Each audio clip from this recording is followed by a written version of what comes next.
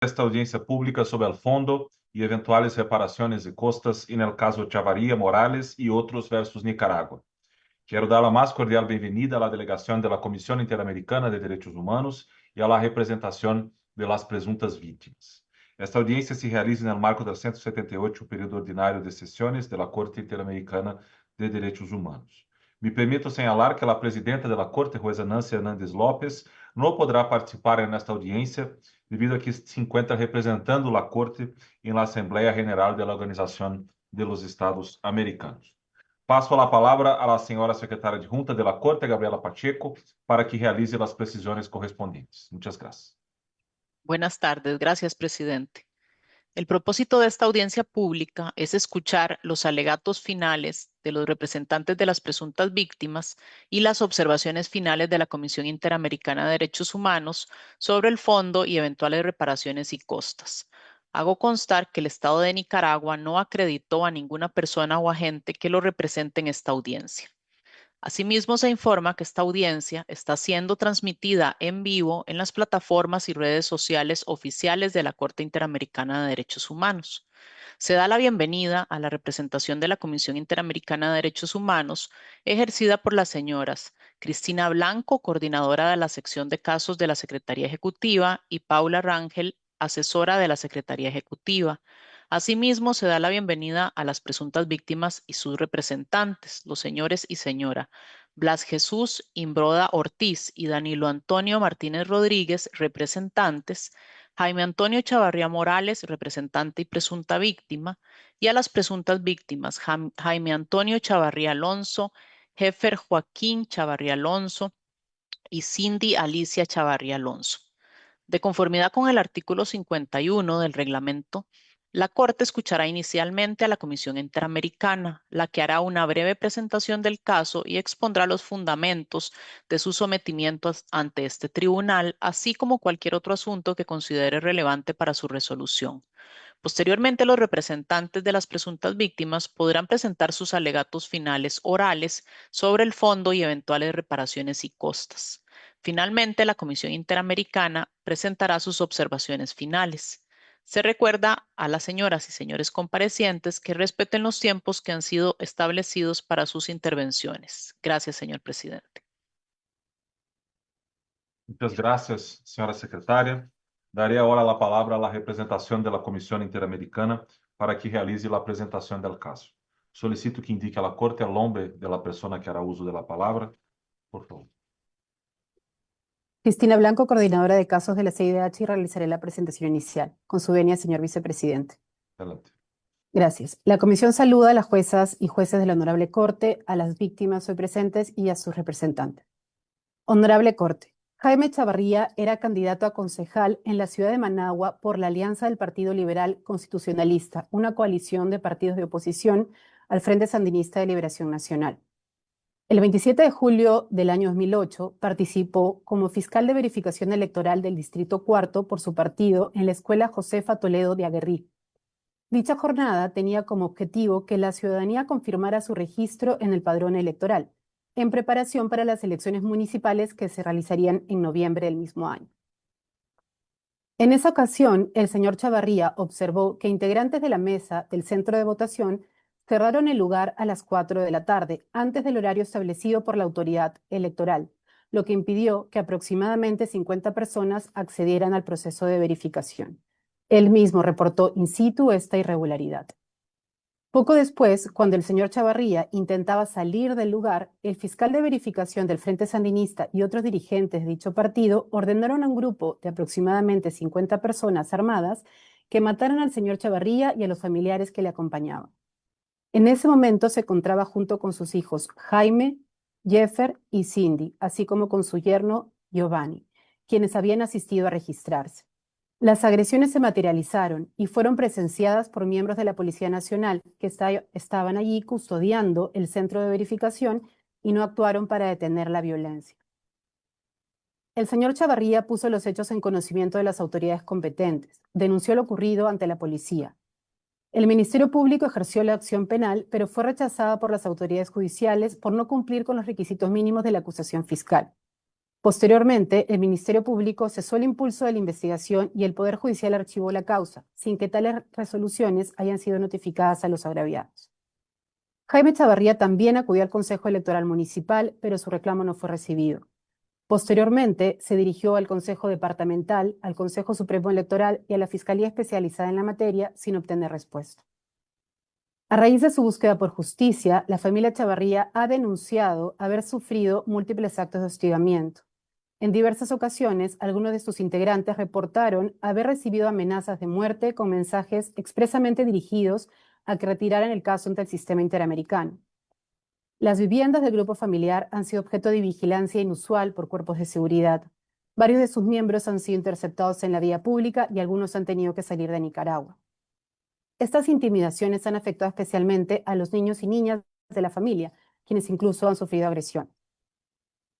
En su informe de fondo, la Comisión consideró, en primer lugar, que el Estado es responsable por la violación del derecho a la integridad personal del señor Chavarría y su familia, en tanto la policía no impidió ni al menos mitigó las agresiones, aun cuando estaban presentes en el lugar de los hechos. En segundo lugar, concluyó que el Estado violó las garantías judiciales y la protección judicial, en tanto no actuó con debida diligencia en la investigación, puesto que las autoridades competentes omitieron la práctica de pruebas y el impulso oficioso de la causa, y no garantizaron la participación de las víctimas. Además, en el ámbito electoral no recibió las reclamaciones ante el Consejo Electoral Municipal ni dio respuesta efectiva en las otras instancias. En tercer lugar, la Comisión halló al Estado responsable de la violación a la integridad y la protección de la familia en relación con la protección de la niñez, puesto que la familia Chavarría sufrió diversos actos de violencia y amenazas que se agravaron con la ausencia de respuesta judicial a nivel interno y su exigencia de justicia a nivel internacional. Tras la notificación de su informe al Estado el 17 de agosto de 2023, la Comisión no contó con información sobre la implementación de las recomendaciones. En estas circunstancias, decidió enviar el caso a la jurisdicción de la Corte ante la necesidad de obtención de justicia y reparación para las víctimas. Honorable Corte, el presente caso permitirá continuar desarrollando su jurisprudencia sobre los deberes de los Estados para proteger a las personas de actos de violencia en el marco de procesos electorales, así como la obligación de investigar de manera diligente tales hechos. La Corte también podrá pronunciarse sobre la protección a la familia, en especial a niños y niñas, en contextos de hostigamiento a la disidencia política. Muchas gracias. Pues gracias a la representación de la Comisión Interamericana. Daré ahora la palabra a la representación de las presuntas víctimas para que presenten sus alegatos finales orales. Solicito que indiquem a la Corte el nombre de la persona que hará uso de la palabra.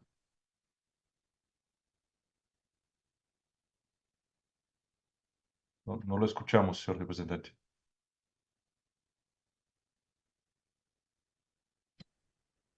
Muchas gracias, honorable presidente. Con su venia, honorables magistrados, mi nombre es Blas Jesús Imbroda Ortiz, soy abogado y represento a las víctimas en el presente caso de la familia Jaime Chavarría y otros frente al Estado de Nicaragua. Para empezar, rogaría que se autorizara que se proyecte un PowerPoint que no dura, con una duración de algo más de un minuto nada más. Son imágenes de mis representados el día 27 de julio del año de 2008, cuando da comienzo a la sucesión de violaciones a los derechos humanos consagrados en la Convención que sufrieron mis representados. Adelante.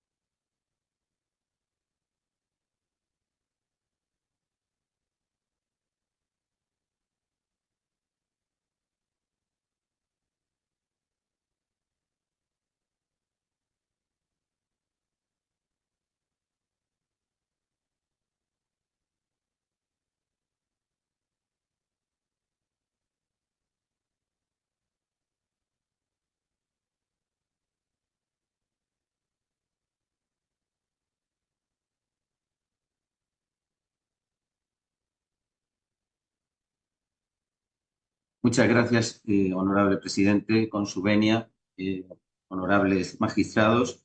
Si la Corte me lo permite, dividiré el tiempo para que una vez haya informado sobre la presente demanda, quede la última parte, unos minutos al final, para que sean concedidos para que don Jaime Chavarría, representante y víctima, también hable de en esa última parte sobre la persecución que ha seguido sufriendo la familia por parte del Estado de Nicaragua.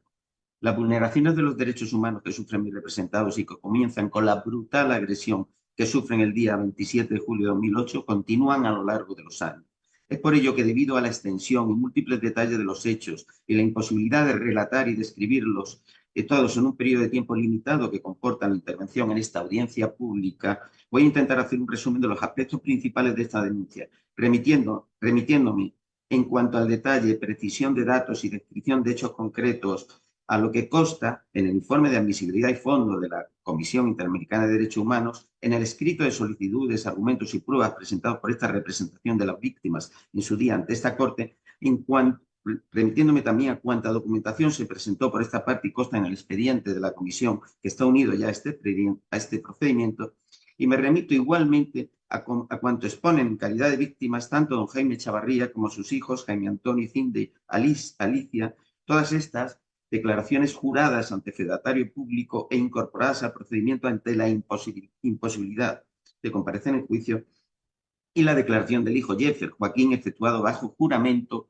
si bien no ha podido realizarse ante fedatario público al ser imposible hacerlo en Nicaragua por las represalias que sufrirían los fedatarios. Por último, también me remito, señor, y por reproducida, la pericial efectuada por don Pablo Emilio Cueva Mendoza ante fedatario público y también incorporada a las actuaciones. Es decir, honorables miembros del tribunal, los hechos y violaciones a los derechos humanos que son objeto de esta demanda frente a Nicaragua están debidamente acreditados, además de detallados en cuanto a documentación, obra en el procedimiento y las pruebas que se han aportado mediante declaraciones ante fedatario público y con declaración jurada y prueba pericial. A modo introductorio, el contexto en el que se producen las violaciones de los derechos humanos contenidos en la Convención Americana de Derechos Humanos y en otros textos internacionales que sufrieron esta familia, Jaime Chavarría, sus hijos, en un primer momento sus hijos Jaime, Jeffer y Cindy, y luego posteriormente toda su familia, esposa y nietos incluidos. A modo introductorio hablaré sobre el contexto. Luego me voy a referir a las violaciones concretas de derechos humanos que han sufrido la familia en el ámbito del derecho a la integridad personal, física, psíquica y moral, consagrado en el artículo 5.1 de la Convención.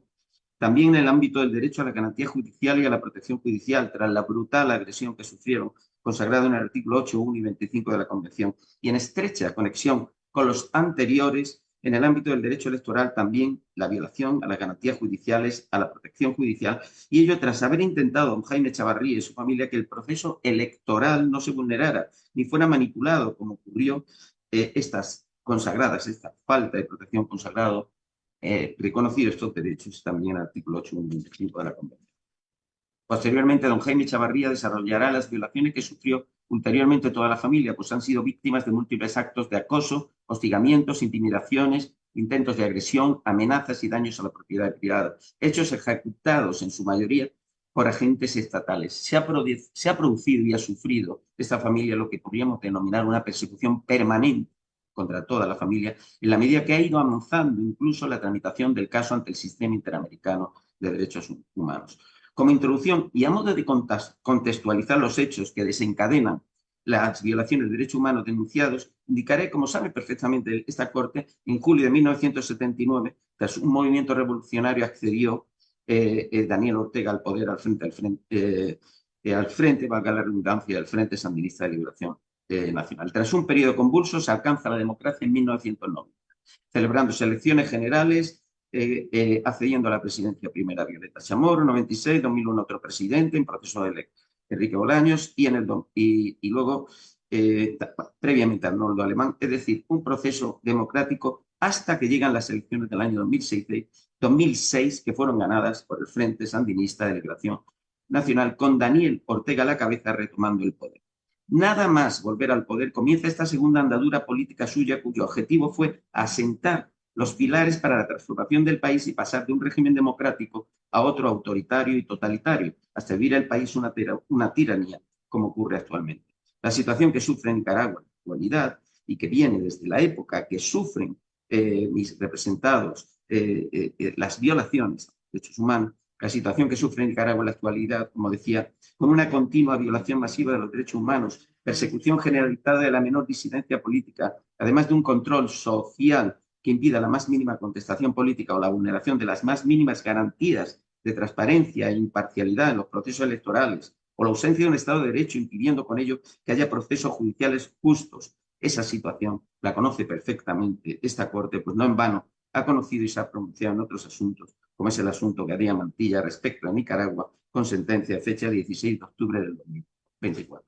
Llamo poderosamente la atención brevemente sobre la declaración en la audiencia pública de la doctora Ariela Peralta, del Grupo de Expertos de Derechos Humanos sobre Nicaragua, de Naciones Unidas, como decía, en la audiencia pública sobre medidas provisionales en el caso Juan Sebastián Chamorro y otros respecto de Nicaragua, en el que esta experta habló sobre las cuatro fases de la deriva totalitaria del régimen de Ortega y Murillo a partir del año 2018, que es cuando empieza a investigar este grupo de expertos de Naciones Unidas. Pues bien, esas fases que han consolidado el régimen totalitario y que han sido investigadas por el GREN, tuvieron su precedente nada más entrar Ortega en la presidencia en el año 2007 y las sufrieron mis representados junto a otros muchos ciudadanos, concretamente todos aquellos que no eran sandinistas.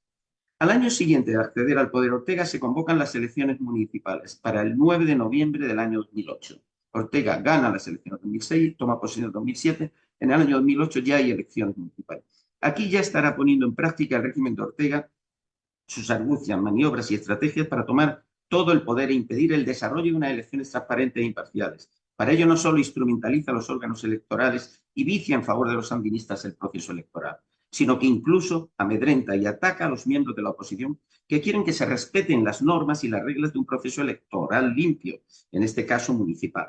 El régimen que ya comienza a implantar Ortega un año después de acceder al poder se sostiene además con los denominados consejos del poder ciudadano, organizados en barrios y distritos y que son grupos o más bien bandas también dirigidas a amedrentar, amedrentar y agredir a los miembros de la oposición. Así, el día 27 de julio de 2008, los hijos de don Jaime Chavarría, Jaime Antonio, Jeffer Joaquín y Cindy Alicia acudieron a la escuela Josefa Toledo de Aguerri, centro en el que se estaba efectuando el proceso de verificación electoral del distrito cuarto.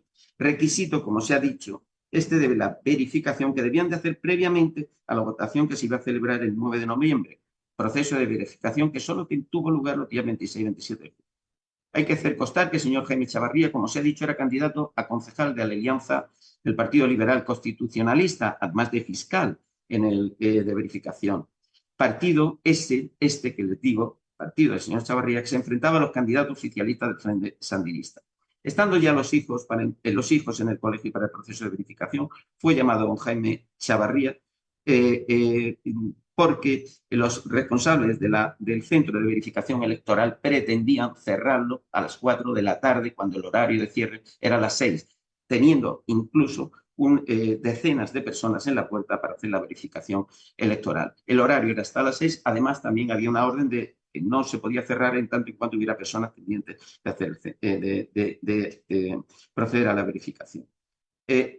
Acudió el señor Chavarría, hizo una impugnación allí verbal, presentó un escrito, fue roto el escrito por los responsables de ese centro electoral, por supuesto, personas líderes, destacados líderes del Frente Sandinista, y cerraron el colegio sin permitir, en consecuencia, que hicieran la verificación electoral más de 50 personas que se encontraban a las puertas. En aquellos momentos llegaron también la autoridad de la ruta electoral, que se encarga de recoger las maletas electorales, a los que también les presentó impugnación el señor Chavarría, haciendo caso omiso. Al salir don Jaime Chavarría, junto a sus hijos, una turba de al menos 50 o 60 personas, miembros del Consejo del Poder Ciudadano, y dirigidos por reconocidos dirigentes, procedieron a efectuar una brutal agresión.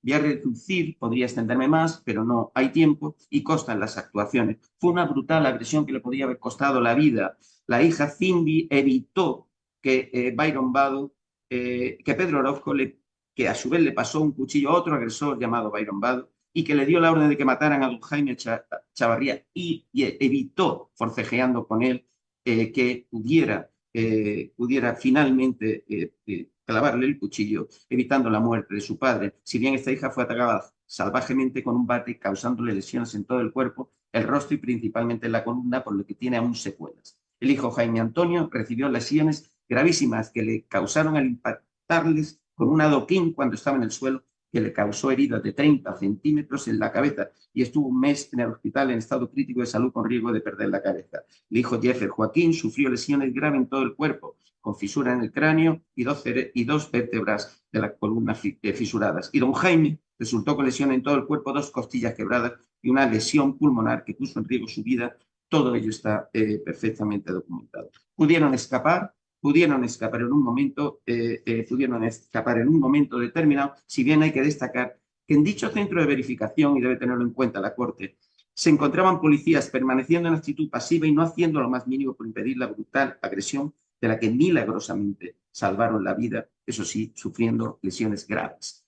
Destacamos que este grave atentado contra la vida y la integridad física de mi representado, llevado a cabo por los dirigentes sandinistas de ese centro electoral y por los dirigentes del Consejo del Poder Ciudadano, también sandinistas, lo hacían como represalia a mi representado y su familia por reclamar un proceso electoral ajustado a las normas y a las reglas establecidas, lo que ya el partido en el poder, el partido sandinista, el Frente Sandinista, estaba impidiendo desde estas primeras elecciones del año 2008. Lo que, como dije en mi introducción, nada más desde la llegada al poder del presidente Ortega, en ese contexto que explicaba al inicio, se fraguó un sistema de control en todos los órdenes, también en el electoral, para perpetuarse en el poder y consolidar el régimen totalitario que sufre actualmente.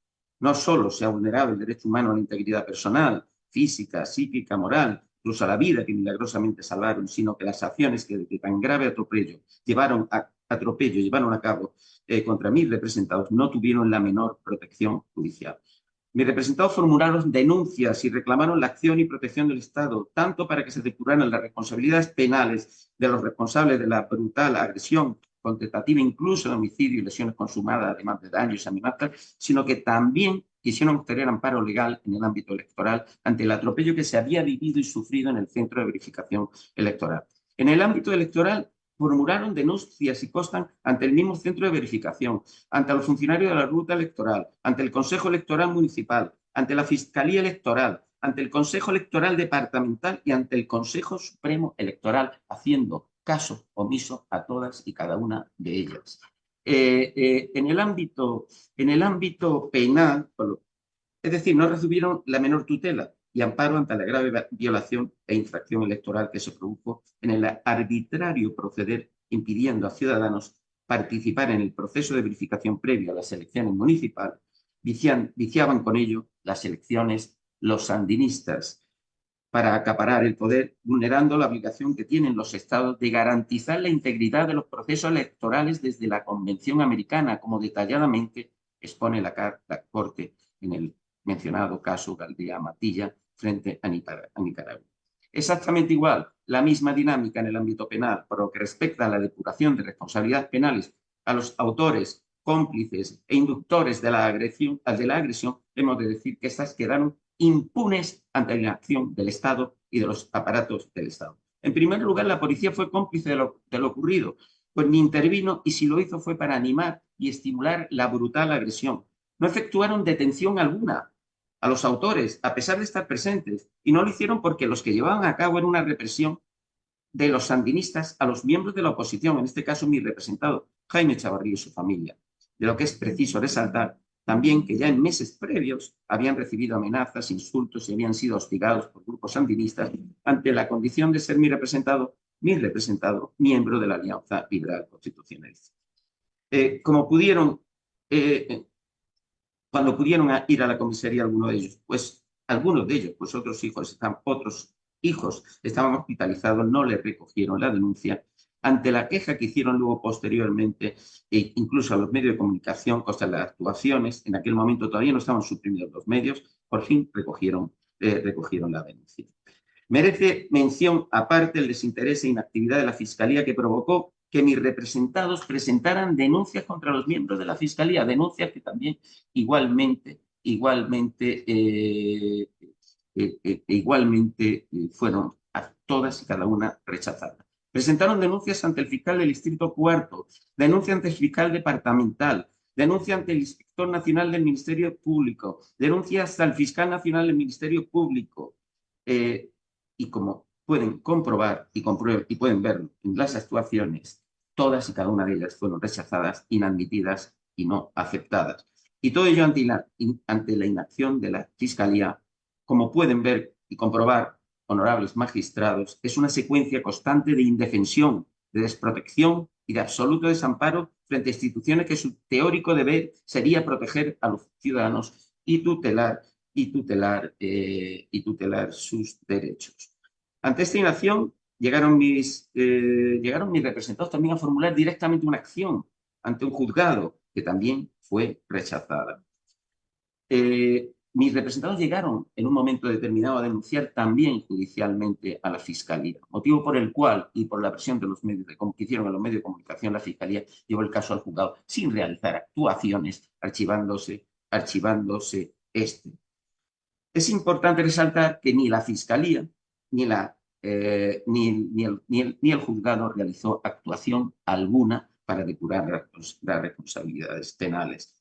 Y, por tanto, resaltamos que jamás las víctimas fueron ni citadas ni escuchadas por el Ministerio Fiscal. Jamás las víctimas fueron ni citadas ni escuchadas por el juzgado. Jamás a las víctimas se les notificó resolución alguna. Es decir, los mantuvieron ajenos a estas actuaciones de la Fiscalía y del juzgado. Provocaron una impunidad completa y una total indefensión y desamparo por parte de los tribunales de justicia y, consiguientemente, con una absoluta ausencia de un proceso judicial justo, vulnerándose derechos humanos consagrados en la Convención. Hubo impunidad porque eran dirigentes sandinistas, porque actuaron con los procedimientos y pautas de comportamiento creados por el régimen sandinista para los consejos de poder ciudadano, que estaban preparados para amedrentar, amenazar, atemorizar a los oponentes políticos, a los sandinistas. Mis representados sufrieron la brutal agresión, las secuelas de las mismas, por defender el derecho a un proceso electoral justo y que se cumplieran las normas que lo regían. No solo han sufrido esta injusta situación, sino que han quedado desamparados ante la ausencia de protección judicial, tanto para que se hiciera justicia y se depuraran las responsabilidades de los autores de la agresión e intento de homicidio, e igualmente han quedado desamparados ante la ausencia de respuesta por los órganos electorales, incluido el Consejo Supremo Electoral, quienes hicieron caso omiso a todas y cada una de las reclamaciones presentadas. Por cierto, órganos, todos ellos nominados por los miembros del Frente Sandinista. El Estado de Nicaragua es responsable internacional de estas graves violaciones de los derechos humanos contemplados en la Convención Americana, así como en los textos internacionales que consagran los derechos humanos. Ante estas vulneraciones y el desamparo sufrido, denunciaron el caso ante la Comisión Interamericana de Derechos Humanos. Esta iniciativa les provocó nuevas y graves situaciones de hostigamiento, amenazas por parte del régimen sandinista y sus dirigentes, generando graves perjuicios no solo a mis representados, sino a todos sus hijos, incluso por extensión a sus nietos. De esta parte hablará ahora, en la parte final, el representante don Jaime Chavarría. Antes de finalizar, honorables magistrados, agradezco a la Comisión Interamericana de Derechos Humanos su excelente trabajo en la lucha por el respeto a los derechos humanos y a ustedes, honorables magistrados, que estemos teniendo la oportunidad de exponer el caso y solicitarles el amparo para una familia que sufrió los primeros azotes de los primeros pasos de la vuelta al poder del presidente Ortega y el inicio de la práctica de los procedimientos de control social, amedrentamiento y agresión por los consejos del poder ciudadano frente a los miembros de la oposición, la manipulación electoral y el control de los tribunales que impide la protección judicial de personas desamparadas, y todo ello para consolidar un régimen totalitario que sufre hoy Nicaragua y que, como dije al inicio, ha sido exhaustivamente probado e informado por el Grupo de Expertos de Derechos Humanos de Naciones Unidas. La Corte ha establecido que la interdependencia entre democracia, Estado de Derecho y protección de los derechos humanos es la base de todo el sistema del que la 23 Convención forma parte. Mis representados nunca han cesado de defender que se respeten los principios de la democracia, el Estado de Derecho y que se protejan los derechos humanos, por cuya razón han sufrido constantes y gravísimos daños personales, físicos, morales, persecución, desamparo y desprotección de las instituciones de Nicaragua, debiendo ser declarado dicho país responsable internacional. Muchas gracias y, si me permite, honorable presidente, le cedo la palabra al representante Jaime Antonio Chavarría. Adelante.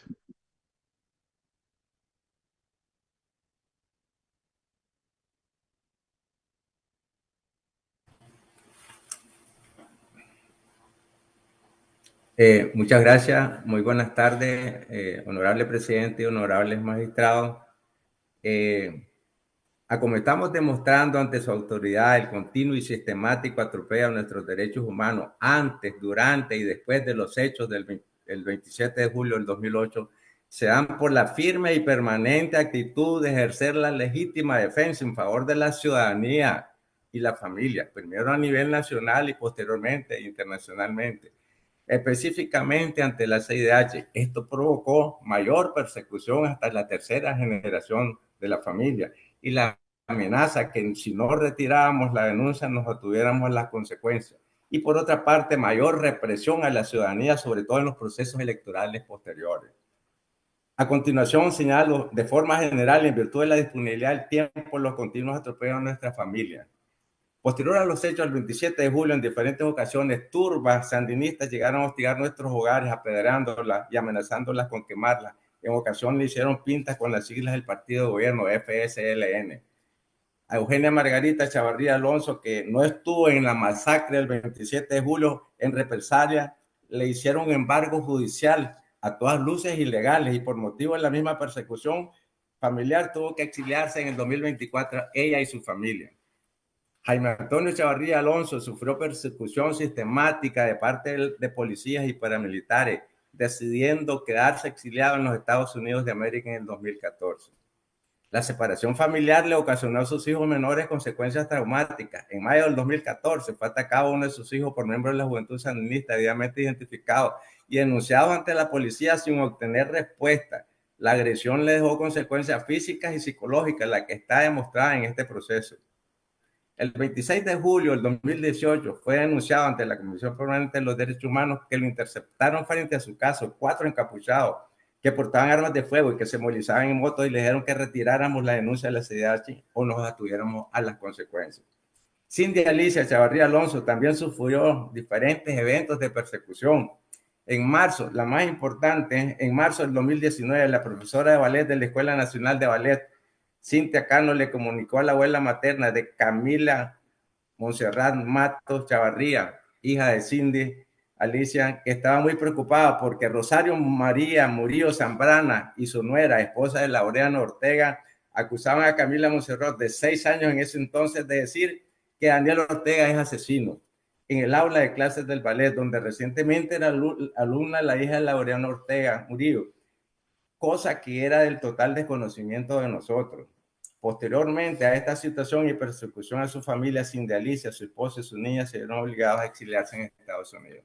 Jeffer Joaquín Chavarría Alonso, junto a su familia, ha sufrido un persistente y continuo ataque y persecución que aún persiste y es difícil, no se puede decir en este momento, es muy largo. En el ámbito electoral, las consecuencias han sido que en las elecciones posteriores, 2011, 2012, 2016, 2017, 2021, se incrementaron los delitos electorales, el terrorismo electoral y los resultados donde el partido de gobierno usurpó las elecciones, tanto municipales como regionales y nacionales. De esta manera arrebató la soberanía al pueblo indefenso y el gobierno ilegítimo que impunemente ha cometido atropello a los derechos ciudadanos hasta la comisión de delitos de lesa humanidad. Hoy con más impunidad porque se rompió totalmente el orden constitucional y democrático, de forma que el Estado de Derecho eliminó el Estado de Derecho porque no hay independencia en los poderes del Estado, que ha dejado en total indefensión a la ciudadanía y que con estas acciones antidemocráticas lesionan también los cimientos del sistema interamericano. Por lo anterior, también denunciamos primero a nivel nacional y posterior ante la CIDH en diferentes consejos permanentes y asambleas generales de la OEA en diferentes oportunidades, lo cual rola en el expediente de esta Corte. Pedimos con todo respeto a esta honorable Corte Interamericana que resuelva que el Estado es responsable por la violación a los artículos 5.1 de la Convención Americana de Derechos Humanos, la vulneración de los derechos a las garantías judiciales consagradas en los artículos 8.1, 25.1 de la Convención Americana y del derecho interno de nuestro país, la violación de los artículos 5 de la Convención Americana de Derechos Humanos, artículos 1.1 y 19 del mismo, en perjuicio de todos los menores de edad, la violación del artículo 17.1 de la Convención en relación al artículo 1.1 en perjuicio del núcleo familiar y en particular con el artículo 19, y por la violación del artículo 1.1 de la misma en perjuicio de Jaime Antonio Chavarría Morales y su familia. También el Estado es responsable y pedimos a esta honorable Corte que se resuelva que el Estado de Nicaragua es responsable de la violación a los demás artículos de las leyes nacionales e internacionales que mencionamos en el ESAP.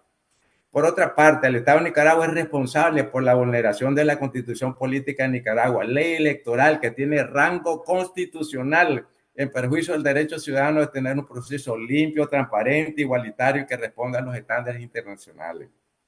También pedimos a esta honorable Corte que resuelva y poner al Estado de Nicaragua las justas y correspondientes medidas de reparación para Jaime Antonio Chavarría Morales y su familia, de forma integral y adecuada a todas las violaciones a los derechos humanos demostrados durante el proceso, tanto en el plano material, costos de curación, costos médicos, lucros cesantes, costos de reparación, costos administrativos y sociales a nivel nacional e internacional, apoyo logístico, costos del exilio, como inmaterial, daño psicológico, daño físico, separación del núcleo familiar, daño por discriminación, daño por persecución y daño por la violación de los derechos de la niñez. Para ello, el Estado deberá adoptar las medidas de compensación económica de costas del juicio y de satisfacción. También pedimos disponer de los procesos de atención en salud física, psicológica y social necesarios en favor de Jaime Antonio Chavarría Morales y familia. Y atención especial debe ser especializada para los niños, para reparar los daños de la ciudadanía. Se deberá restaurar el Estado de Derecho reconstruyendo el orden constitucional y democrático.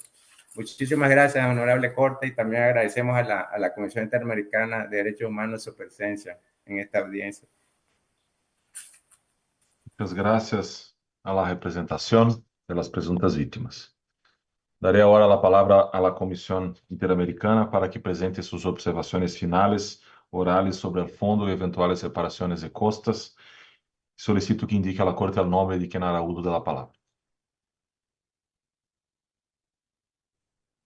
Muchas gracias, señor vicepresidente. Mi nombre es Cristina Blanco, coordinadora de casos de la comisión, y junto con Paula Rangel realizaremos la presentación final de la comisión con su venia. Gracias. Honorable Corte, la comisión lamenta la no comparecencia de Nicaragua a esta audiencia, en tanto la participación de los estados permite al tribunal un mejor conocimiento de los argumentos materia del proceso y otorga mayor efectividad de los derechos reconocidos en la Convención Americana. Como ha escuchado la Corte, el presente caso versa sobre la responsabilidad internacional del Estado, primero, por las agresiones contra el señor Chavarría y miembros de su familia ocurridas el 27 de julio de 2008 al cierre del Centro de Verificación Ciudadana. Segundo, por la falta de investigación y sanción de tales hechos. Y tercero, por los subsiguientes actos de intimidación, amenazas y hostigamientos en perjuicio de la familia Chavarría. La comisión se pronunciará sobre estos tres aspectos para luego referirse a las medidas de reparación. En cuanto al primer punto, la comisión nota que en preparación para las elecciones municipales de noviembre de 2008, el 26 y 27 de julio del mismo año se realizó una jornada de verificación ciudadana para que las y los nicaragüenses confirmaran su inscripción en el padrón electoral. No es un hecho controvertido que el señor Jaime Antonio Chavarría Morales participó como fiscal de verificación por la alianza del Partido Liberal Constitucionalista, coalición opositora al Frente Sandinista de Liberación Nacional. El señor Chavarría realizó tal labor en la Escuela Josefa Toledo de Aguerrí, lugar al que también acudieron 3 de sus hijos y su yerno. Jaime Chavarría ha afirmado consistentemente, incluido en su declaración ante la Honorable Corte, que las autoridades del centro de verificación cerraron el lugar a las 4 de la tarde, antes de lo previsto por la autoridad electoral, cuando aún faltaban cerca de 50 personas por registrarse. Él manifestó en su calidad de fiscal partidario que dicho cierre era irregular en ese mismo momento. Según las declaraciones del señor Chavarría y sus hijos Jaime, Cindy y Jeffer Chavarría Alonso aportadas a la Corte, al salir del lugar, el fiscal de verificación del Frente Sandinista y otros líderes de dicho partido ordenaron a un grupo de alrededor de 40 personas que pertenecerían al Consejo de Poder Ciudadano que mataran al señor Chavarría y a sus familiares. Seguidamente, aquellas personas desataron una golpiza en la que utilizaron cuchillos, tubos, bates y otros objetos contundentes. Según las declaraciones rendidas a este tribunal, Cindy Chavarría logró quitarle un cuchillo a uno de los atacantes que pretendía matar a su padre. Ella recibió golpes con un bate. Jaime Chavarría hijo perdió el conocimiento, hasta que la familia logró salir del lugar usando sus propios vehículos. Consta en los dictámenes médicos aportados al expediente que como consecuencia de la agresión, el señor Chavarría sufrió fractura de 2 costillas, perforación de un pulmón y múltiples lesiones. Su hija Cindy, varios hematomas. Su hijo Jeffer, una herida abierta, y su hijo Jaime, un trauma cráneoencefálico y fracturas en las manos, entre otras lesiones. No está en controversia que estos graves hechos de violencia ocurrieron mientras agentes policiales asignados a tareas de custodia en el local de verificación electoral se encontraban en el lugar. A pesar de ello, como manifestó la representación de las víctimas ante la Corte, los miembros de la Policía Nacional asignados a dicho centro fueron complacientes y permitieron las agresiones. Según jurisprudencia constante de la Corte, los estados no solo deben abstenerse de violar derechos, sino que en virtud de su obligación de garantía, tienen el deber de prevenir razonablemente actos de violencia cometidos por terceros. En el presente caso, las agresiones contra la familia Chavarría se cometieron en presencia de agentes policiales, quienes pudieron actuar con inmediatez para evitarlos o al menos mitigarlos, pero no lo hicieron. La Comisión considera que la inacción estatal configura una violación del derecho a la garantía, al deber de garantía en relación con la integridad personal. La Comisión recuerda que en el caso Pacheco León contra Honduras, la Corte señaló que los estados están obligados a proveer medidas eficaces para garantizar la realización de procesos electorales adecuados, las cuales pueden implicar acciones de seguridad o protección respecto a candidatos u otras personas intervinientes en dichos procesos. En esta línea, la Comisión destaca la importancia de que tal protección recaiga sobre quienes realizan tareas de fiscalización electoral, pues garantizan la transparencia, resguardan el derecho al voto y contribuyen a la confianza en el proceso de sufragio. Asimismo, como destacó la Comisión en su informe de fondo, la función de los cuerpos de seguridad es proteger y garantizar el orden público, actuando con completa imparcialidad en relación con todos los ciudadanos.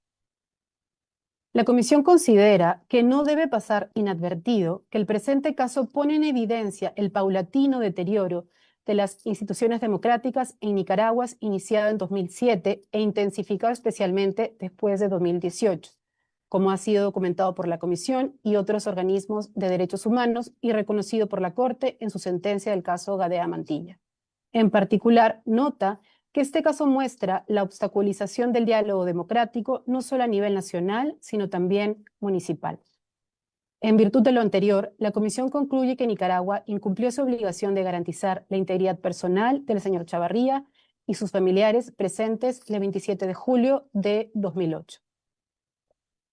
En cuanto al segundo punto, relativo a la investigación, constan denuncias presentadas el 29 de julio y 23 de agosto de 2008 por el señor Chavarría y sus familiares, así como las primeras declaraciones tomadas a estos y a algunos testigos. El Estado afirmó ante la Comisión que investigó los hechos con debida diligencia. Sin embargo, la información aportada muestra lo contrario. En efecto, la Comisión advierte que a pesar de tratarse de delitos perseguibles de oficio, el Ministerio Público no continuó recabando activamente declaraciones de testigos ni efectuó una inspección al lugar. Omitió tomar declaraciones de miembros de la policía que estuvieron presentes. Tampoco consta que indagara sobre la línea de investigación vinculada a la responsabilidad de tales agentes. Aunque el Ministerio Público ejerció la acción penal en 3 ocasiones por los delitos de lesiones graves y amenazas, el juzgado rechazó las acusaciones debido a la falta de diligencia en subsanar errores ya previamente señalados.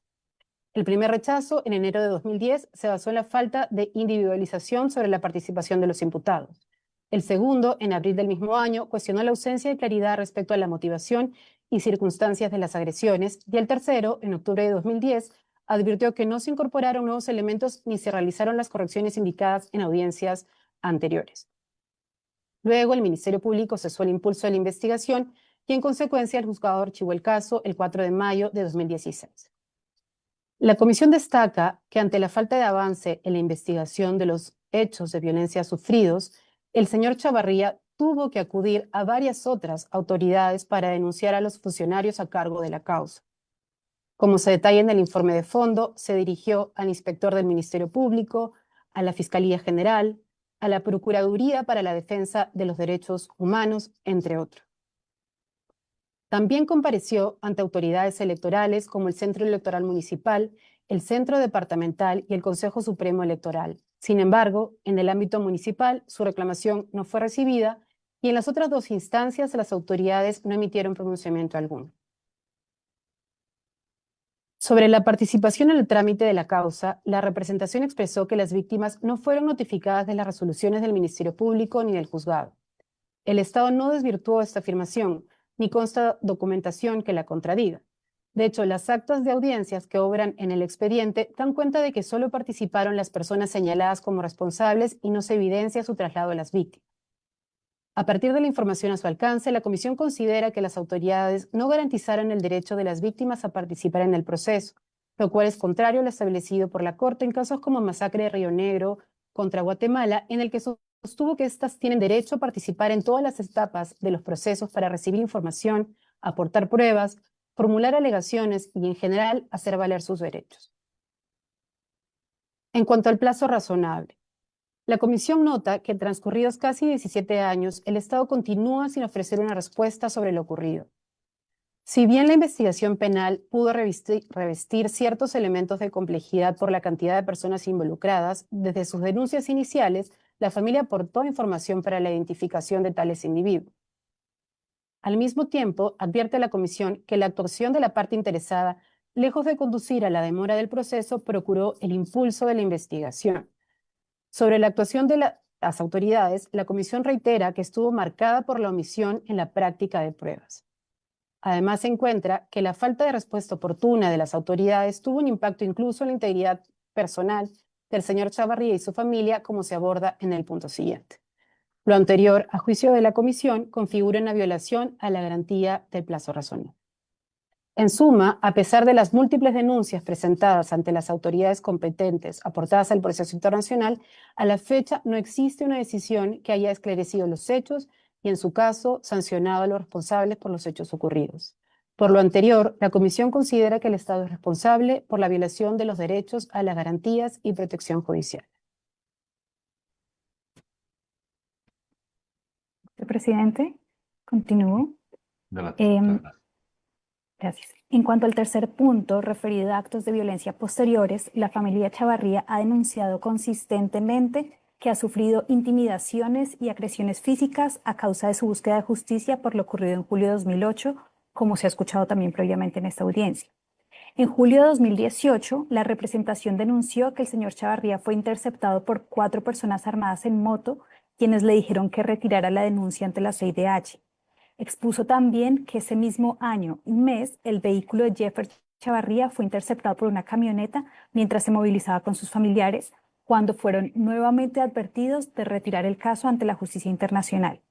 Y que días después, a Cindy Chavarría le interceptó un policía y le habría dicho, abro comillas, que estaban tras los huesos, cierro comillas, de su padre, y que buscara retirar la denuncia ante la comisión.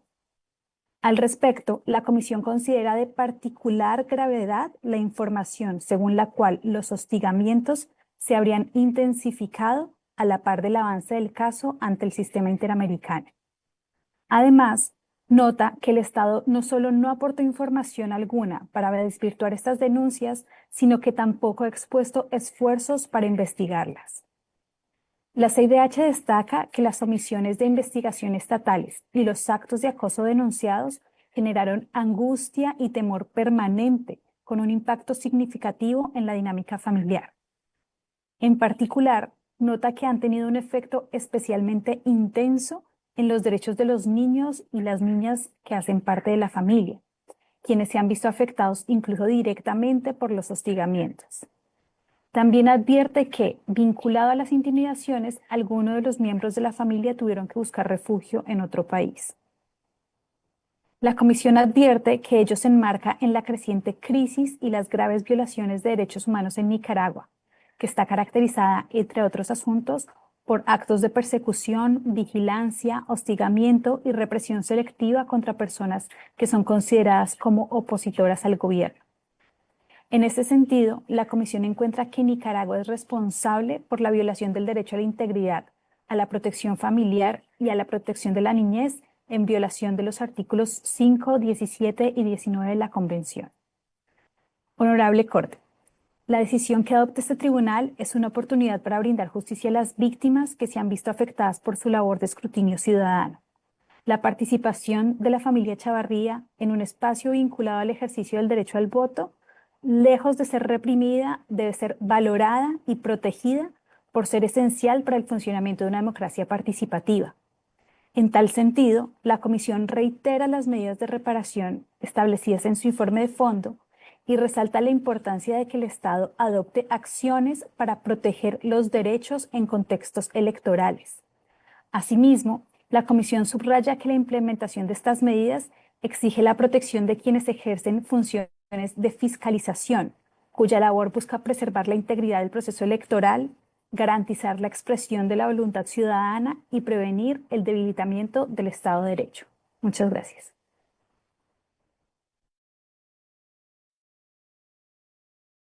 Muchas gracias a la representación de la Comisión Interamericana. Pregunto a las señoras jueces y los señores jueces si desean formular alguna pregunta. Pues Diego Moreno Rodríguez, ¿desea formular alguna pregunta?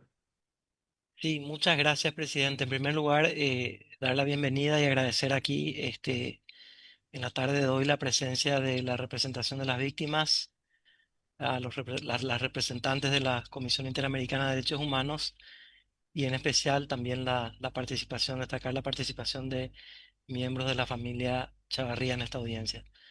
Me gustaría comenzar formulando la siguiente pregunta a la representación de las presuntas víctimas.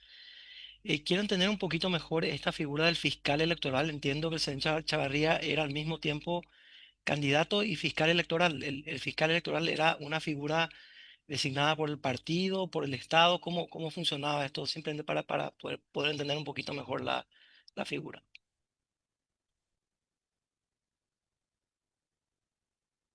Si me permite, don Jaime, podría explicar. No sé, tiene... Muy brevemente, le pediría Ok, que sea lo más bien, conciso posible. gracias, señor juez. Diego, mire, se trata que la figura de fiscal electoral la proponen a propuesta de partidos políticos, es autorizado por el Consejo Supremo Electoral, o sea que en ese momento son autoridades representativas de un partido ante esa estructura electoral que funciona en los procesos de votación o de verificación. ¿Sí? Clarísimo, gracias, don Jaime. Por ahí iba la pregunta y le agradezco por ser tan preciso con la respuesta. A la orden. La siguiente pregunta es, se refiere y esto ya hablando de los niños, ¿no? De la parte de niños, niñas y adolescentes que componían la familia Chavarría, ¿recibieron algún tipo de apoyo psicológico, educativo después de los hechos? ¿Qué tipo de, de, de, de- de- de- de apoyo, si es que lo hubo, recibieron? En ningún momento, más bien todo lo contrario, lo que sufrieron mis hijos y mis nietos, digamos, ya los niños chiquititos, es represión junto con sus padres y sus familiares. Es más, en una ocasión a la niña de Cindy Alicia, que tuvo el problema con la hija de Daniel Ortega, con la nieta de Daniel Ortega, que la acusaban de que ella decía que Daniel Ortega era asesino, llegó representación del Ministerio de la Familia para decir o tratar de decir que a Camila la iban a sustraer de la familia. Hubo una amenaza más bien en ese sentido. Y el exilio en sí mismo de miembros del grupo familiar, ¿cómo afectó, cómo impactó en los niños, niñas y adolescentes? Muy fuerte. En primer lugar, el primer exiliado es Jaime Antonio, mi hijo, que salió exiliado en el 2014. Hubo una separación familiar fuerte porque él era uno de los más perseguidos por paramilitares y policías. Y resultó que sus niños de 6 años en ese momento y de 13 sufrieron agresiones. E incluso ahí están documentados en el expediente que tiene la Corte. Uno de ellos fue agredido por una turba de sandinistas jóvenes que le causaron lesiones que ahí salen en la epicrisis. Y la niña menor de 6 años, ella no quería ir a clase si no iba con un familiar, si no estaba un familiar ahí, no quería estar en clase porque definitivamente se sentía tan afectada con la ruptura familiar. Igual, ¿verdad? Los hijos de la niña de Cindy sufrió también la lesión fuerte de haber sido sacada de un momento para otro de Nicaragua para acá a Estados Unidos. Entonces, pero además, lo otro es lo que vive particularmente Jeffer, que todavía está en Nicaragua, que sus 5 niños, incluso la niña de 3 años ya ha sufrido persecución, niña Sofía Marí, de 3 años ya Un sufrió ratito, una niña de 3 años, usted está afirmando que sufrió persecución. Exactamente. ¿Por qué? Porque en la persecución que le hacen a los padres, al papá y a la mamá, ¿verdad? Que son víctimas dentro de este proceso, los han seguido amedrentando en sus casas. O sea, él tiene que moverse en casas de seguridad, le llamamos nosotros, porque no puede estar en una sola casa, porque la persecución con los paramilitares y los acosos de estos militantes sandinistas armados, ¿verdad? Los persiguen en las casas donde ellos detectan que están ellos. Entonces, la persecución ha sido hasta esa niña que recientemente tiene 3 añitos. Hace un rato usted cuando se refería a estas agresiones que habían sufrido uno de los menores miembros de la familia, uno de los más jóvenes, usted usó el término juventudes sandinistas. ¿Es un término suyo o existe una No, organización que... existe en la Porque le hago la estructura. pregunta porque esto tiene ciertas reminiscencias históricas que son bastante Sí, complejas, ¿no? Entonces, tiene ¿qué ellos. función cumple esta organización dentro de la sociedad o del Estado? Ok, como la concibe el Frente Sandinista, ¿verdad? Existen, dentro del Frente Sandinista tiene órganos territoriales, territoriales de represión, como le explicaba el doctor Imbroda, han sido cada vez más frecuentes, sobre todo en procesos eleccionarios. La Juventud Sandinista, que es una rama digamos, del partido, en este caso lo que hemos visto en nuestra familia y en otras familias es que la utilizan para perseguir a la gente, digamos, hijos de opositores jóvenes, para buscar cómo causarles daño y buscar cómo que, digamos, de alguna manera busquen cómo sustraerse de participar en cualquier tipo de participación electoral o de oposición al régimen, pero sí cumplen una función ellos como Juventud Sandinista. Es más, uno de los agresores primarios, el 27 de julio del 2008, era presidente de la Juventud Sandinista, el Pedro Oroco, que incluso sale en el informe del grupo de expertos de la ONU. Es uno de los que salen identificados de lo que nosotros hemos denunciado en aquella fecha. Salen varios gente identificada como la Minta Granera, por decir algo, pero Pedro Oroco, hablando de la Juventud Sandinista, precisamente ahí estaba cumpliendo un papel de agresión, presidente de la Juventud, y después lo promovieron a otra función. En la fecha en la que ocurrieron los hechos, según la legislación interna de Nicaragua, ¿qué atribuciones tenía el Consejo Electoral para recibir denuncias de este tipo? Entiendo que ustedes realizaron denuncias en distintas instancias, del Ministerio Público y así sucesivamente, pero específicamente el Consejo Electoral, ¿qué atribuciones tenía? Ok, por ley son los que administran, organizan y dirigen todo el proceso eleccionario. Cuando se instala un proceso eleccionario, ellos son los encargados de dirigir. Y el punto es que el delito primario se da como un delito electoral, porque nosotros defendiendo el derecho de la ciudadanía es que nos masacraron.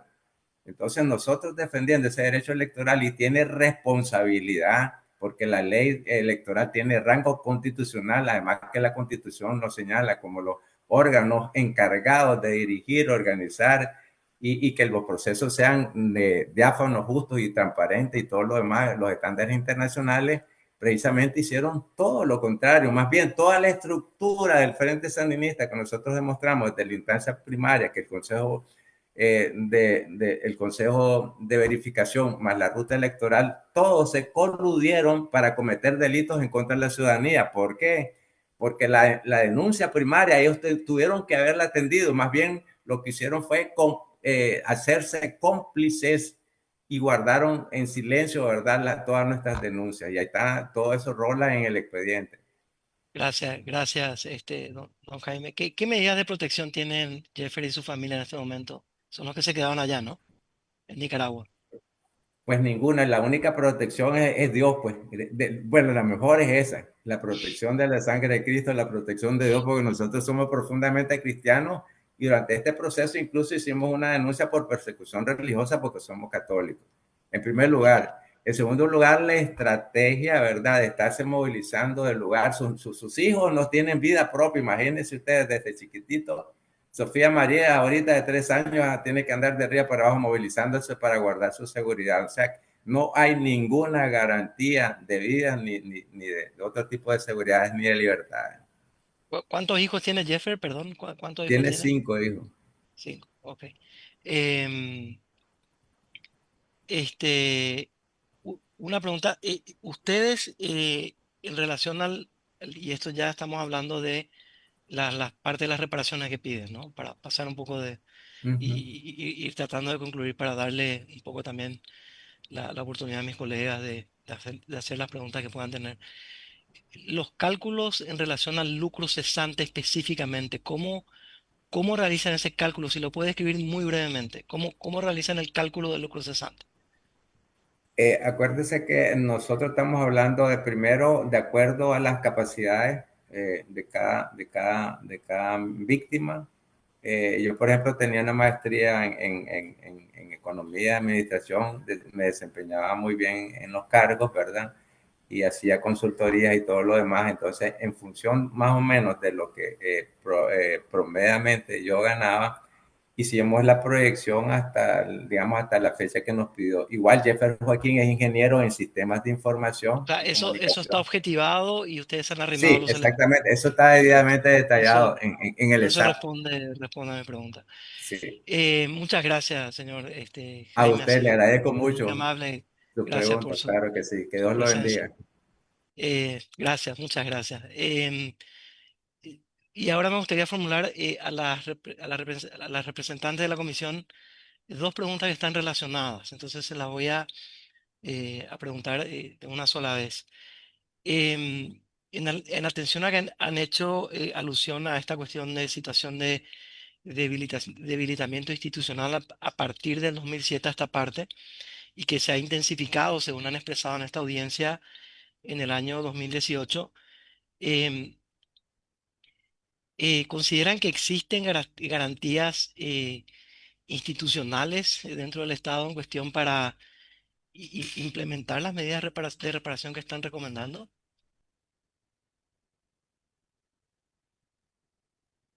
Y la segunda, que como decía, va en función a esto, ¿qué seguimiento propone la supervisión para que la comisión, mejor dicho, para que la Corte verifique el cumplimiento de las medidas de reparación en este caso? Gracias, señor juez. Pues la comisión puede remitirse a efectivamente a la labor de monitoreo que realiza de manera muy cercana sobre la situación de Nicaragua. Ha expresado en diversos comunicados públicos, en informes anuales y varios informes de país su preocupación por el debilitamiento de las instituciones democráticas en Nicaragua y efectivamente realiza un seguimiento cercano. Reconoce la Comisión los retos que tiene el seguimiento del asunto por parte de la Corte, precisamente como señalamos al iniciar nuestra intervención por la falta de comparecencia del Estado de Nicaragua en esta audiencia y en general su falta de respuesta en el proceso de este caso y otros ante el sistema interamericano. Efectivamente, el Estado ante la Comisión presentó una respuesta en el año 2019, sin embargo, con posterioridad ya no ha sido ese el caso. Es decir, la Comisión reafirma su preocupación por la situación y reitera que hace un seguimiento muy cercano a la situación en Nicaragua, a la vez que reconoce los retos que tiene para la Corte poder hacer seguimiento dentro de los instrumentos del sistema interamericano. Muchas gracias por la franqueza, doctora Blanco. Yo no tengo más preguntas, presidente. Muchas gracias. Muchas gracias, juez Diego Moreno. Yo pregunto ahora al juez Alberto Borea si desea hacer alguna pregunta. Una sola pregunta a don Jaime, señor presidente. Adelante. Don Jaime, usted señaló que el lucro cesante estaba calculado en razón de lo que ustedes ganaban, digamos, con su trabajo cotidiano. pero además de la estimación que está definida, ¿está probado, digamos, hay alguna prueba de que efectivamente eso era lo que ganaba una declaración jurada de tributos o recibos profesionales, alguna cosa de esas? Creo que en el caso de Jeffer, que es el último que, digamos, estuvo elaborando porque yo me tuve que separar de mis labores después de que quedé grave, después de con mi pulmón, tenía que estarme chequeando, no podía seguir laborando. Sí, pero no recuerdo muy bien, pero sí se lo podíamos hacer en los alegatos finales, ¿verdad? Le podemos contestar más de fondo la pregunta, claro que sí. Sí, ok. Nada más.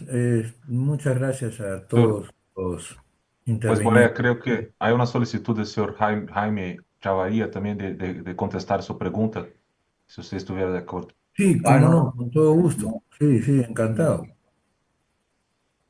Adelante, Eh, señor. No lo no, pero escuchamos. no más bien era agradecerle, ¿verdad? Sus preguntas porque realmente esto Ah, es enriquece. el otro, el otro Jaime, Al otro Jaime, ok, ok, perdón. el otro Jaime, pero no lo escuchamos, señor Jaime. Buenas tardes a todos los presentes.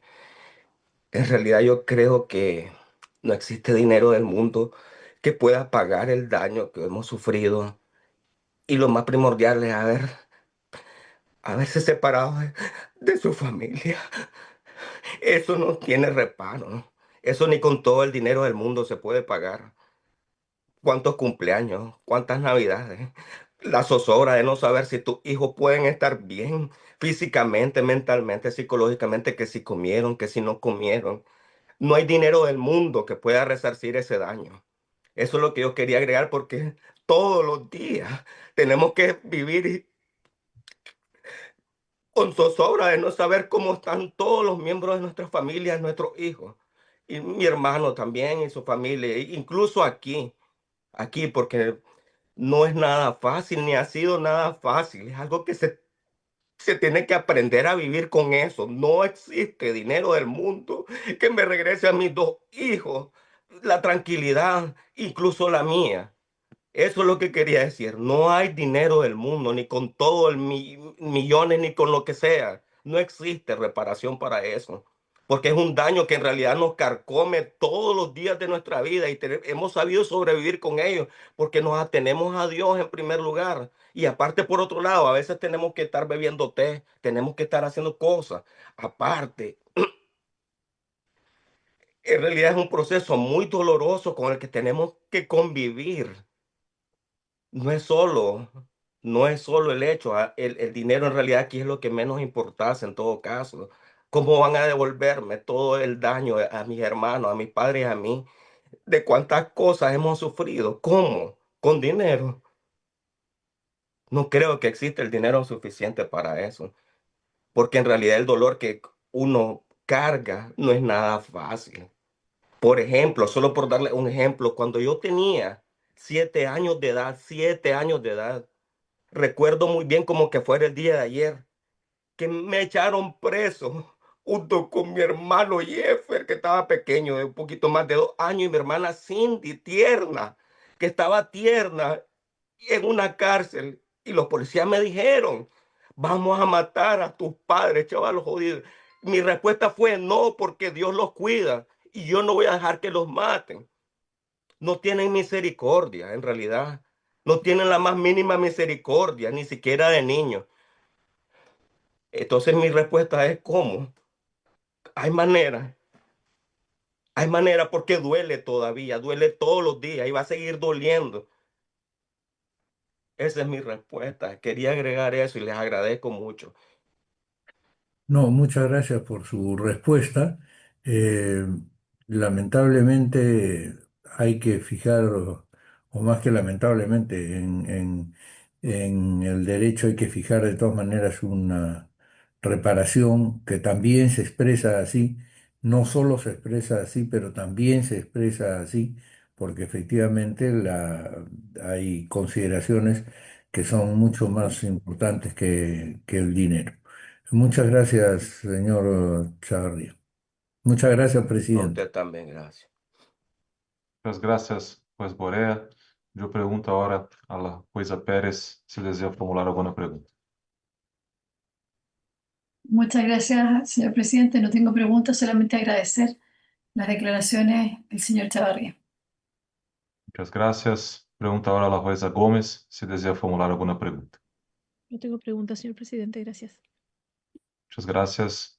Pregunto ahora a juez Pérez Mojiqui si desea formular alguna pregunta. Sí, señor presidente. En realidad son dos pedidos de aclaración. En los hechos tenemos que los representantes manifiestan problemas vinculados con la obtención del pasaporte de Astrid Belén Chavarría Munguía. Si nos pueden decir si ese pasaporte fue finalmente emitido, en qué situación está ese tema.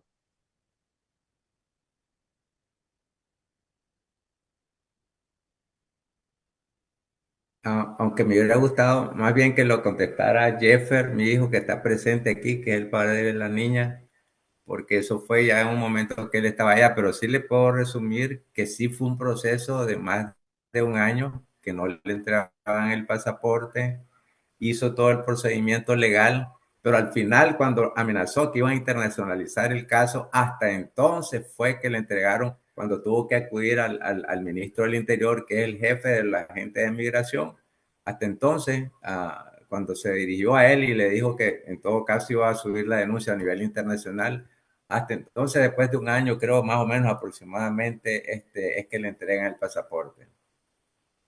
Pero hablando de pasaporte, a mi hija, perdón, pero hablando de pasaporte, por ejemplo, a mi hija Cindelicia, a su esposa y a su hijo, a su hija, que ha pedido pasaporte por el procedimiento consular, se lo negaron. A raíz de esta respuesta que usted me acaba de dar, o sea que cuando algún miembro de la familia intenta obtener pasaporte, hay obstáculos de obtener eso. Totalmente. Sí, sí, señor juez, totalmente. Fíjese porque precisamente hay instrucciones, o sea, no son casos aislados, ¿verdad? Esto lógicamente está integrado con todas las instituciones del gobierno. Este es Jaime Chavarría, este es el hijo de Jaime Chavarría, este es el nieto. A este no le podemos dar estos servicios, por decir algo, hablando expresamente del pasaporte. Fue una pelea dura para que realmente mi hijo, que acudió finalmente, le escribió al director general que está en el Ministerio del Interior de Migración y que le dijera que si no lo hacía iba a internacionalizar el caso. Hasta entonces fue que realmente a los días le llamaron para entregar el pasaporte. Pero normalmente suceden estas cosas con la familia. Finalmente quiero hacer una última pregunta al señor representante. Ustedes han formulado con fecha 1 de abril del 2025 una solicitud de medida provisional a la Corte. Quería saber si ustedes insisten con la solicitud, porque como no lo han mencionado en el alegato, me interesaba clarificar esta situación.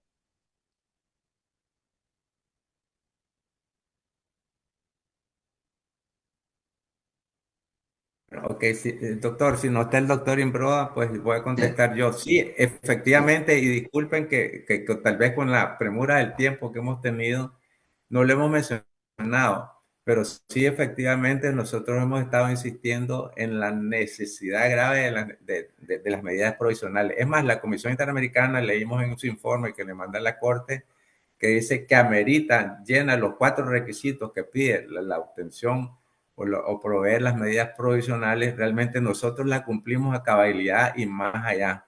Entonces sí, nosotros sí estamos urgidos, necesitamos esas medidas provisionales. Y disculpe, ¿verdad? Y le agradezco más bien que nos haya mencionado porque es una petición fundamental. Si me permite, honorable. Sí, adelante. Sí, es que pensé, en mi no intervención pensaba que el señor Jaime Chavarría iba a intervenir. Por supuesto que pedimos y mantenemos la petición de la comunidad, por supuesto. ¿No? Muy bien, yo les agradezco toda la información que me han suministrado, la comparecencia en esta audiencia y bueno, tendremos en cuenta todo lo que ustedes nos han relatado y mencionado. Muchísimas gracias. No tengo más preguntas, señor presidente. Muchas gracias, juez Pérez Mojiqui. Yo veo que el representante está solicitando la palabra. Yo voy a hacer algunas preguntas y después yo abro un espacio caso usted mantenga su deseo de intervenir. Yo quisiera esclarecer una pregunta a los representantes de las víctimas. Si antes de lo ocurrido en el centro de verificación, ¿sí? Las víctimas ya habían sufrido alguna presión política o alguna amenaza, o todo empezó en aquel momento.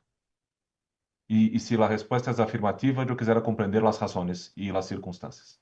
Muchas gracias. Bien, muchas gracias, señor presidente. Le agradezco la pregunta porque yo lo decía en mi mismo del relato de la declaración y lo dije ahora, que la persecución a la familia ha sido continua antes, durante y después. Y fíjese que en el 2000, en los años 80, por ahí rola en el expediente también, que sufrimos una persecución directa del ministro del Interior, de la que fue después directora de la Policía Nacional, Amita Granera, que en ese tiempo era la directora de Información y Análisis, y de grupos del Ministerio del Interior, por el hecho de primariamente, porque éramos hijos de opositores, mi padre y el papá de mi esposa, el señor Alonso, y el señor Pedro Joaquín Chavarría. Pero después cuando nosotros nos integramos en esa legítima defensa de los derechos de la ciudadanía desde muy jóvenes, nosotros cargamos con esa carga, ¿verdad?, del gobierno represivo con las actitudes de defensoría de la democracia y de los derechos humanos. Eso fue causal de una persecución desde los años 80. Después nosotros evidenciamos, incluso rola en el expediente, una persecución también muy férrea contra mi hijo Jaime, también en su casa en el año 2000 y contra toda la familia. Y antes, unos meses antes, incluso como un par de meses antes de la agresión del 2008, el 27 de julio del 2008, incluso el subcomisionado de la policía y gente de los CPC nos amenazaron. Jaime, su hijo, Jaime, mi hijo, con su familia sufrió un secuestro, él y toda su familia, con más de 50 personas paramilitares armados y diciéndole que les iban a quemar la casa y todo lo demás. Entonces ha sido una persecución abierta, ni siquiera encubierta, es una persecución abierta a la familia desde los años 80, cuando nosotros estábamos muy jóvenes. Jaime Antonio mencionó algo ahí, cuando a él recuerda que de muy niño de 7 años los llevaban detenidos a la policía, cuando a mí me habían echado preso por una causa ilegal totalmente y que estaba a la orden del ministro del Interior en ese momento, Tomás Borges Martínez. Y definitivamente no había ninguna causa. Lo que pasa es que también lo que hicimos fue una defensa, una estrategia de defensa nacional e internacional, y así pude salir de la cárcel. Pero realmente ahí están documentados también en hechos anteriores, en los años 80, donde nosotros sufrimos persecución. Y hay un titular de un medio de comunicación escrito que dice cruel hostigamiento a familia Chavarría. Ahí como que está retratado la pregunta que usted me está haciendo. Muchas gracias, juez Borea. Sí, presidente, no, discúlpeme que vuelva a hacer uso de la palabra, pero con todo este relato, la pregunta es, ya que viene desde 1980 esta persecución según el señor Chavarría, la familia Chavarría era afín, partidaria, digamos, integrante del gobierno o del grupo que sostenía en el gobierno a Somoza.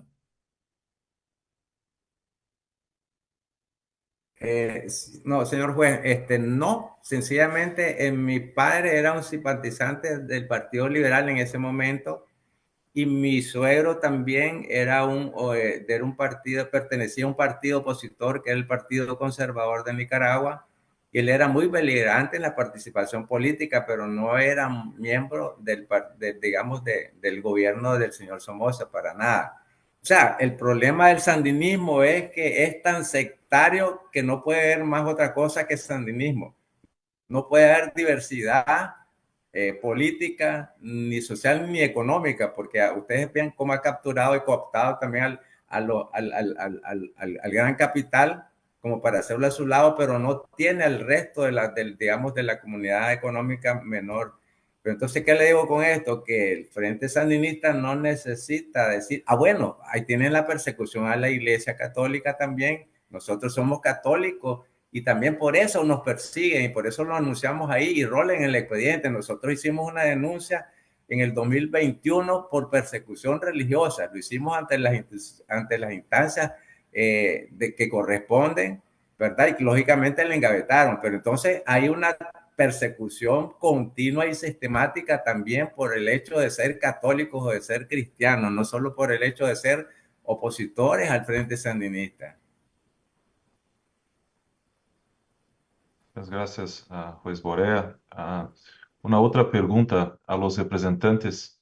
Si es posible afirmar que las amenazas que ustedes han sostenido que están ocurriendo se intensificaron después que el caso fue sometido a la Corte Interamericana? Sí, efectivamente, nosotros hemos documentado desde que el caso está en proceso en la CIDH de que todo estaba apuntando, claro que las denuncias nacionales también nos perseguían, pero cuando nosotros internacionalizamos el caso, porque no solo lo hicimos ante la CIDH, pero cuando internacionalizamos el caso como un caso en la CIDH y fue notificado el Estado, entonces el Estado reaccionó contra todos los miembros de la familia para procurar que nosotros retiráramos el caso de la CIDH. Y así lo decían, ustedes ven en las declaraciones, a mis hijos y a mis nietos les decían lo mismo, retiren el caso de la CIDH. Ha sido una preocupación constante, ¿verdad? No sabemos por qué en su momento estuvieron presentes en el proceso de la CIDH, después se retiraron, después nombraron al señor Baldrak, el actual canciller, y de pronto no aparece, pero es que también han respetado también la estrategia que nosotros hemos tenido y sostenido con valor y firmeza y estrategia, porque nosotros estamos actuando con la verdad, ellos están actuando con la tesis de la mentira. Entonces nosotros hemos tenido que acudir continuamente de esta manera a los organismos internacionales, porque a nivel nacional no hay acceso ni al debido proceso ni a la justicia. Eso está plenamente demostrado y ustedes lo han visto. Como se lo han visto en la organización en la misma corte, han visto los casos, como el caso de Fabio Gaea, lo han visto en consejos permanentes de la OEA, en las asambleas de la OEA, también los procesos también que tienen que ver con los fraudes electorales y lo demás. Muchas gracias. Ustedes indicaron de forma amplia y sin mucha fundamentación para los representantes, ¿sí? Una violación al derecho a la libertad de expresión. ¿Sí? No han hablado del artículo 13 de la Convención, pero indicaron que en su comprensión tendría habido una violación a la libertad de expresión. Yo quisiera pedir a ustedes que profundizaran un poco mejor esa afirmación. ¿Sí? ¿Cuáles son los argumentos que ustedes tienen para indicar que esta violación ha ocurrido? En cuanto a la libertad de expresión, sí, ha sido sistemática, diríamos nosotros, porque es más, como bien lo decía el doctor, en los años 80 hubo una represión muy fuerte en cuanto a la libertad de expresión. Sin embargo, después en el periodo que hubo de 3 gobiernos intermedios, desde el 90 hasta el 2007 que retomaron el poder, hubo más libertad de expresión, pero después cuando retomaron el poder, restringieron paulatinamente, de manera constante e increciendo en la libertad de expresión, de tal manera que nosotros todavía en el 2008 tuvimos acceso a ciertas libertades de expresión con los medios de comunicación, pero ya del 2010, desde el 2011 para arriba, cuando ya retomaron el poder con la reelección inconstitucional e ilegítima de Ortega, que nosotros la demostramos también ante la CIDH y tenemos un caso ahí, que es el caso 15-405, ¿verdad? Ahí nosotros demostramos que de ahí para allá es que se reprime más casi totalmente ahora. Usted puede preguntar en Nicaragua si hay libertad de expresión, está cero, ¿verdad? Entonces pudimos ir viendo que eso ha sido una medida paulatina de otro sistema de represión del régimen. Las libertades no existen en Nicaragua. ¿Hay algún otro representante que quiera contestar esa pregunta? Creo que el señor Danilo. Sí, muchas gracias, señor vicepresidente, con su venia. Claro. Lo que quiero manifestar, ¿verdad?, es de que una de las características principales de la dictadura, el régimen de Ortega, es precisamente la intolerancia, el elemento que ha desaparecido. Desde un inicio es la falta de tolerancia al pluralismo político y al derecho y libertad de la población para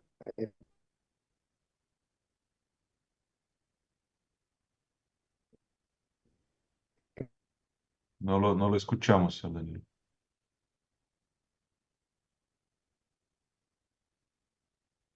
expresar.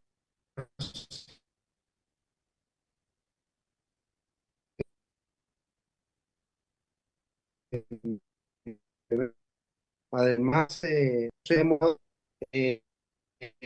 que hay un interés público constitucional, un hecho judicial efectivo. Eh,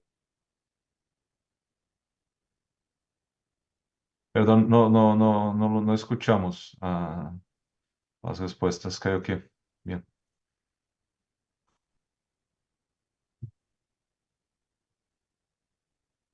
Yo tengo una pregunta más. Creo que la representante Cindy, sí que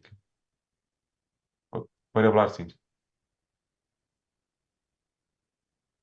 escuchando. Ahora sí, ahora sí. Sí, entonces le decía que también hay un interés público conculcado, como está demostrado que la razón y la causa que originó todo esto fue el ejercicio como fiscal de ruta.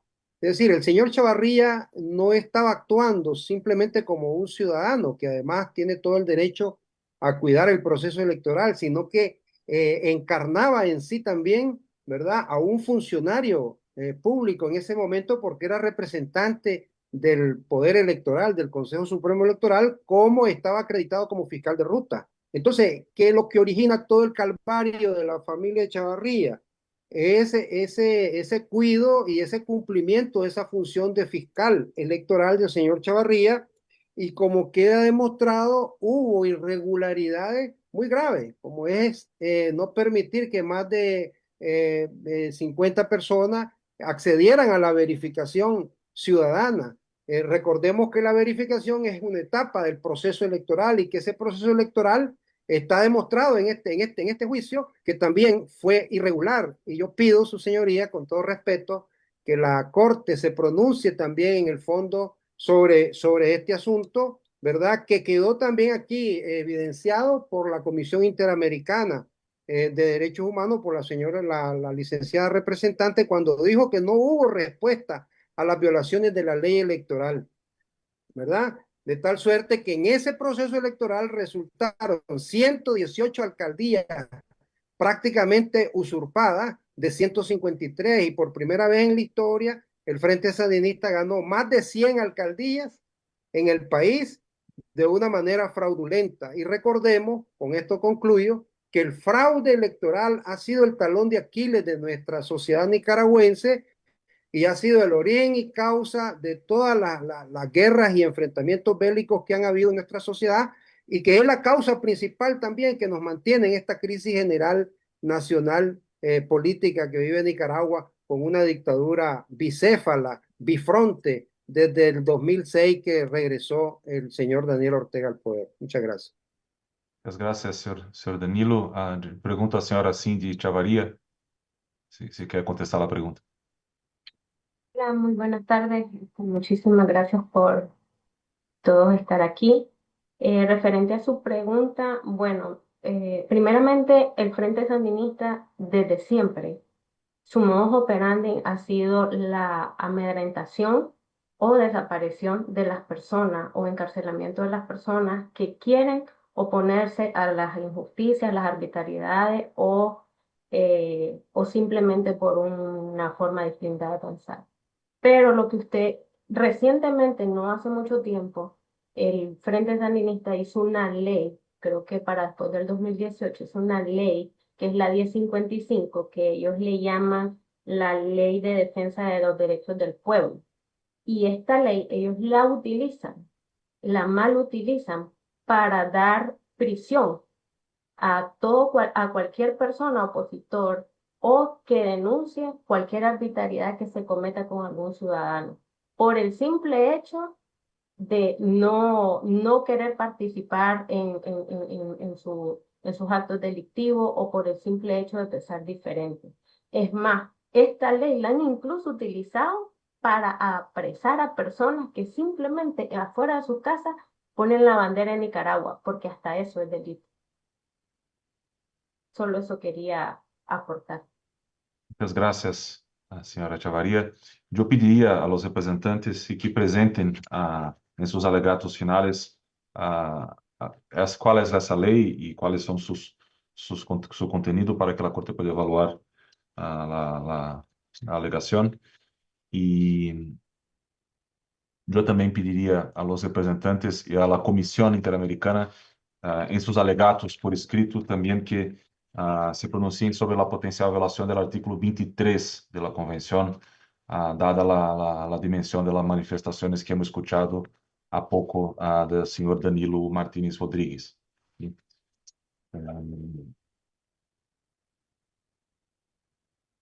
Y no hay más preguntas. Y antes de levantar esta audiencia pública, quisiera recordar a las partes que, de conformidad con lo dispuesto en el punto resolutivo 11º de la resolución de la presidenta de la Corte Interamericana de 6 de junio de 2025, la representación de las presuntas víctimas, el Estado y la Comisión Interamericana cuentan con un plazo improrrogable hasta 29 de julio de 2025 para presentar sus alegatos finales escritos y sus observaciones finales escritas, respectivamente en relación con el fondo y eventuales reparaciones costas en el presente caso. Quero agradecer la representación de la Comisión Interamericana de Derechos Humanos y a la representación de las presuntas víctimas por su comparecencia y participación en esta audiencia. Se levanta la sesión.